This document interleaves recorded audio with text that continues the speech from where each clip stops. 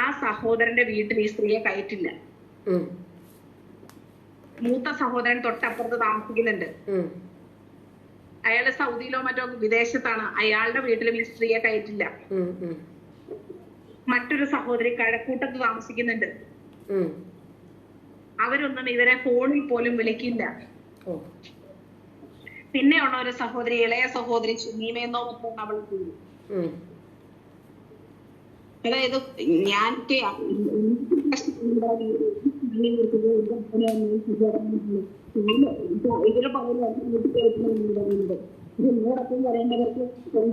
ഇടയ്ക്കിടയ്ക്ക് റേഞ്ച് പോകുന്നുണ്ട് ഫിജോ.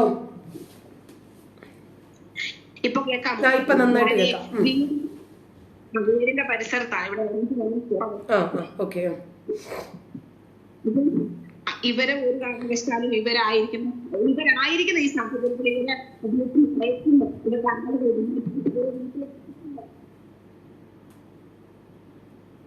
ഫിജോ തീരെ റേഞ്ച് ഇല്ല. ഓക്കെ, ഞാനൊന്ന് ഡിസ്കണക്ട് ചെയ്ത് വിളിക്കാം. ശരി. ഇവര് മുമ്പ് ഇസ്ലാമിനെ കുറിച്ച് എന്തൊക്കെയാണ് പറഞ്ഞിരുന്നത് എന്നറിയാമോ? ഇവര് ഇസ്ലാമിന്റെ തനി വക്താവായിട്ട് ഇപ്പൊ അങ്ങോട്ട് മാറിയല്ലോ. അതും നമ്മൾ കേൾക്കണം. കാരണം ഇതിനൊക്കെ മറുപടി കിട്ടിയിട്ടാണോ ഇപ്പൊ ഇവരിതിലേക്ക് വന്നതെന്ന് നമുക്കറിയില്ലല്ലോ. അതുകൊണ്ട് നമ്മളത് കേട്ടോണ്ടിരുന്ന സമയത്തേക്കാണ് പട്ടി പ്രസവിക്കുന്നത് പോലെ വെറും എന്നൊക്കെ പറഞ്ഞില്ല. അപ്പോഴാണ് ഫിജോടെ കോള് വന്നത്.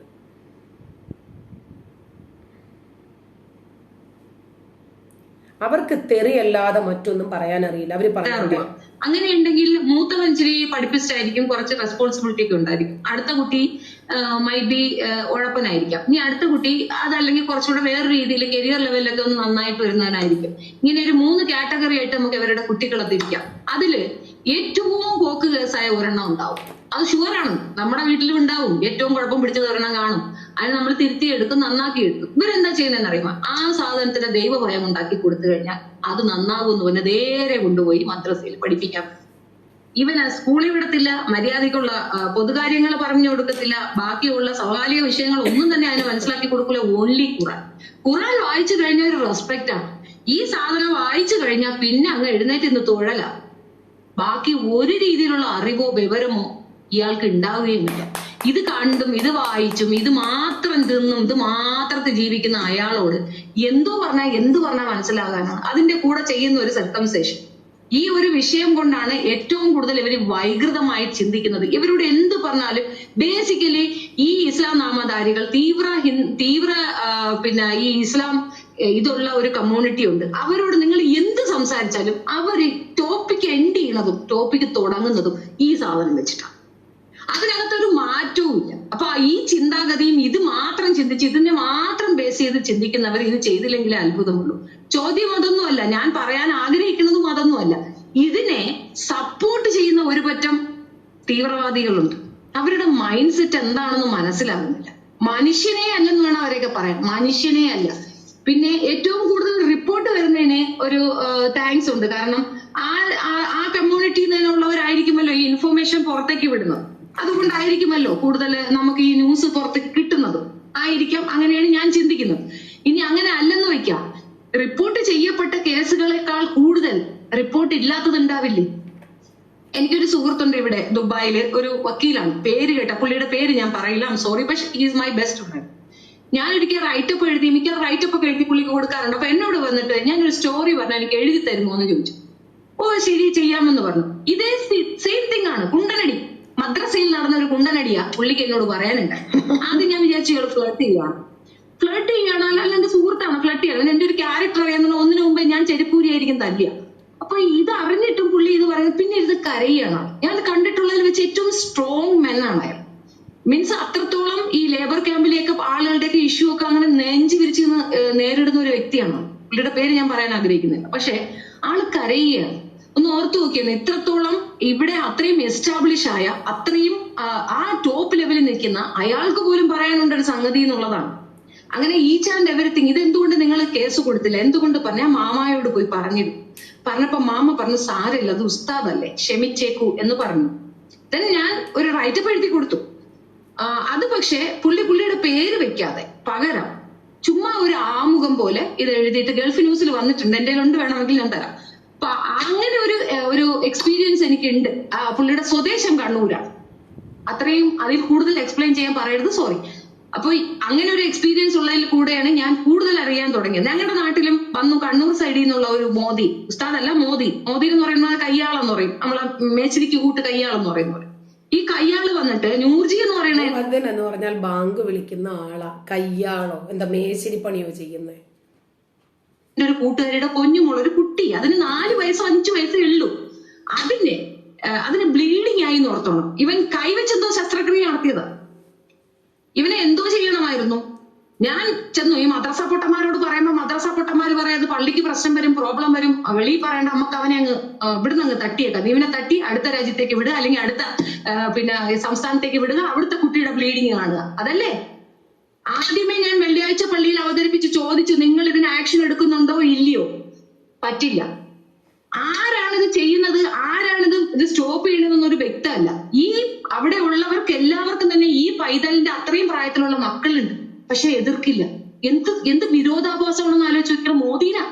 മോദീന എന്തോ പെട്ടെന്ന് വെളിവുകേടുകൊണ്ട് സാത്താൻ ചെയ്യിപ്പിച്ചത്. അയ്യോ, എന്താ ഒരു എക്സ്പ്ലനേഷൻ. ഞാൻ അവിടെയുള്ള നാട്ടിലുള്ള നല്ല ചുണയുള്ള 5-6 ആമ്പിളരെ സംഘടിപ്പിച്ചോണ്ട് വന്ന് 2 പൊട്ടിച്ച് കൈക്കും കാലും തല്ലി കൊല്ലാറാക്കി പോലീസ് കൊണ്ടുകൊടുത്തു. അല്ല, റിയാക്ട് ചെയ്യേണ്ടത് അങ്ങനെയല്ലേ? അതിനും പ്രശ്നമുണ്ടായി. പള്ളിയിൽ എനിക്ക് പ്രശ്നം വന്നു, ഫൈൻ അടയ്ക്കണമെന്ന് പറഞ്ഞു. അവന് ഒരു കുന്തം അടയ്ക്കാൻ പോകുന്നില്ല. പറഞ്ഞാൽ ഈ പറയുന്നവരെയും കൂടെ പിടിച്ചകത്താക്കും. ഇതാണ് ഞാൻ ചെയ്ത റിയാക്ഷൻ. അപ്പൊ എനിക്ക് സെൽഫ് എക്സ്പീരിയൻസ് ഉണ്ട് ഇങ്ങനെ ഒരു വസ്തുത. ഇനി ഇതിൽ ഏറ്റവും വലിയ ട്രാജിക് എന്താണെന്നറിയാമോ? പരാതി കൊടുക്കേണ്ടതാരാ? നൂർജി. അവൾ എന്റെ ഏറ്റവും വലിയ ഫ്രണ്ടാ. അവക്ക് ഈ സംഗതി നടന്നിരിക്കുന്ന മകളുടെ വജൈനയിൽ നിന്ന് ബ്ലീഡിങ് വന്ന കേസാ. എന്നിട്ട് ഈ PWD മോൾ എന്നോട് പറഞ്ഞ എന്താണെന്നറിയാമോ? എനിക്ക് കേസില്ല. അപ്പൊ ആര് തേഞ്ഞു? അതാണ് ഇവരുടെ സിസ്റ്റം. അവർക്ക് കേസില്ല, പിന്നെന്തോ ചെയ്യാ? പക്ഷെ ഞാൻ വിട്ടില്ല. പൊതു താല്പര്യ ഹർജി. എനിക്ക് കേസുണ്ടേ. ഒരു കുട്ടിയെ ഇങ്ങനെ ചെയ്തു എന്നും പീഡിപ്പിച്ചു എന്നും പള്ളിക്കെതിരെ ഞാൻ കൊണ്ട് കേസ് കൊടുത്തേ. അവസാനം അത് നീക്കുപോക്കായി, കേസായി, അവനെ അറസ്റ്റ് ചെയ്തു. വേണമെങ്കിൽ കേസ് നമ്പർ ഉൾപ്പെടെ ഞാൻ തരാം. ഇത് സ്ഥിരമായി ഇവരുടെ ഇടയിൽ നടക്കുന്നത് ചെറിയ വിഷയമല്ല. ഒരു പക്ഷേ എനിക്ക് നിങ്ങളുടെ ഇതറിയില്ല, നിങ്ങളുടെ ഉദ്ദേശ ലക്ഷ്യം എനിക്കറിയത്തില്ല, അതുകൊണ്ടാണ് നിങ്ങൾ ഇട്ടതെന്നും എനിക്കറിയത്തില്ല. പക്ഷെ ഇത് അഡ്രസ് ചെയ്യേണ്ട ഒരു മേജർ ഇഷ്യൂ ആണെന്ന് മാത്രം മനസ്സിലാക്കുക. വളരെ വൾഗറായ ഒരു ക്രൈം അതിനുള്ളിൽ നടക്കുന്നുണ്ട്. അതിനേക്കാൾ വലിയ ക്രൈമാണ് 7 വയസ്സിനുള്ളിൽ സുന്നത്ത് എന്ന് പറഞ്ഞ് ഇവർ ചെയ്യുന്ന മറ്റൊരു ബാലപീഡനം. കുട്ടികളിലാണ് ഇവർ ഈ വിഷം അടിച്ചേൽപ്പിക്കുന്നത്. കുട്ടികളിലാണ് ഇവർ ഈ രീതിയിൽ യൂസ് ചെയ്യപ്പെടുന്ന. ആൺകുട്ടിയായാലും പെൺകുട്ടിയായാലും ഈ മതത്തിന് അടിമയാകും. അവരോട് പറയുന്നത് എന്താണ്? ദൈവഭയം, ഇങ്ങനെ പേടിക്കണം, അങ്ങനെ പേടിക്കണം. നെറ്റിയിൽ പൊട്ട് വെക്കരുത്. എന്തുകൊണ്ട് വെച്ചൂടാ? പൊട്ട് വെച്ചാൽ ശൂലം കുത്തി ഇറക്കും സത്താൻ. കുഴപ്പം മനസ്സിലായില്ലേ? പൊട്ട് വെച്ച് തലയിൽ തുണ്ടിട്ടാണ് ബംഗ്ലാദേശിൽ വധുവിനെ സ്വീകരിക്കുന്നത്. അപ്പൊ അവിടുത്തെ സാത്താൻ വേറെ, ഇവിടുത്തെ സാത്താൻ വേറെ. അതായത് ഇതെല്ലാം അട്ടർ നോൺസെൻസ് ആണ്. ഇതൊക്കെ ഒരു പരിധി വരെ ഓക്കെ. പക്ഷെ ആളുകളെ ഉപദ്രവിക്കുക, സ്പെഷ്യലി പൈതലുകളെ ഉപദ്രവിക്കുന്ന ഈ സിസ്റ്റം നിർത്തലാക്കേണ്ട സമയം അതിക്രമിച്ചു എന്നാണ് ഞാൻ മനസ്സിലാക്കിയിട്ടുള്ളത്. എനിക്ക് പറയാനും ഉള്ളത്, ഇവന്മാരെ ശരിക്ക് നല്ല വെൽ എഡ്യൂക്കേറ്റഡ് അല്ലാത്തവരെ ഒരു കാരണവശാലും, സ്പെഷ്യലി പെൺകുട്ടികൾ തന്നെ പഠിപ്പിച്ചു കൊടുക്കണം.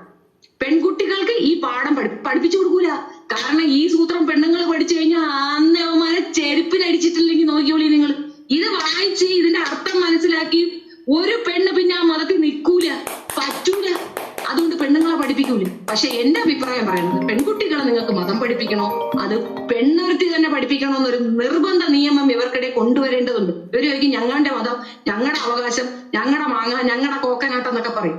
നിങ്ങളുടെ കോക്കനാട്ട് ഒരു പരിധി വരെ നിങ്ങൾക്ക് കൊള്ളാം. പക്ഷെ ആ കോക്കനാട്ട് മറ്റുള്ളവർക്ക് പ്രോബ്ലം വരുമ്പോ ആ കോക്കനാട്ടിനെ ഞങ്ങൾ വെട്ടിപ്പൊളിക്കും. അത്രയേ ഉള്ളൂ. കാരണമെന്ന് അതും കൂടെ ഞാൻ പറഞ്ഞുതരാം. ഇന്ത്യ ഒരു ജനാധിപത്യ രാജ്യമാണ്. അവിടെ ഓരോ പൗരനും ഓരോ ധർമ്മമുണ്ട്, കടമയുണ്ട്. ആ കടമയിലാണ് നിന്നുകൊണ്ട് ഇത് സംസാരിക്കുന്നത്. എന്റെ നാമത്തില് ഇസ്ലാം മതമുണ്ടെന്ന് പറഞ്ഞുകൊണ്ട് തല്ലിന് വരല്ലേ. ഞാനൊരു ക്ലബ് ഇട്ട് എന്റെ പേരിൽ നിന്ന് ആ മതത്തിനെ എടുത്ത് കളഞ്ഞിട്ടുണ്ട്. അതുകൊണ്ട് ഇനി അതും പറഞ്ഞുകൊണ്ട് എന്നെ ചൊല്ലിടാൻ വരരുത്. ഇതിനൊക്കെ ഇവർക്ക് മറുപടി കിട്ടിയോ? നമ്മൾ ഒരു വിഷയത്തെ സംബന്ധിച്ച് സംസാരിക്കുന്നു. ആ വിഷയത്തെക്കുറിച്ച് പറയുമ്പോൾ നമ്മൾ പറയേണ്ടതും ആ വിഷയത്തെ സംബന്ധിച്ചിട്ട് തന്നെയാണ്, അല്ലെ? വ്യക്തിപരമായി അധിക്ഷേപിക്കുക,